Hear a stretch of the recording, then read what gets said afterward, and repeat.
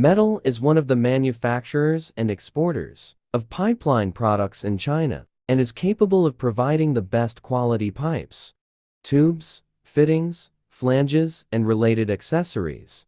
A flange is a disc-shaped part for connecting pipes, valves, equipment, etc. It usually has bolt holes and connects components via bolts. The main function of a flange is to provide sealing and connection to prevent leakage during operation. It works under various pressure and temperature conditions and suits the transportation of diverse fluid media. The socket weld flanges have various characteristics. It has a tight connection for good sealing and less leakage risk. The structure is compact, occupying little space, and suitable for limited spaces. The welding strength is relatively high, meeting the requirements in small caliber pipes. Installation is simple, without complex welding, preparations, or high precision alignment. The cost is moderate, advantageous for some small and medium-sized pipeline systems, and it's suitable for materials like carbon, steel, and stainless steel.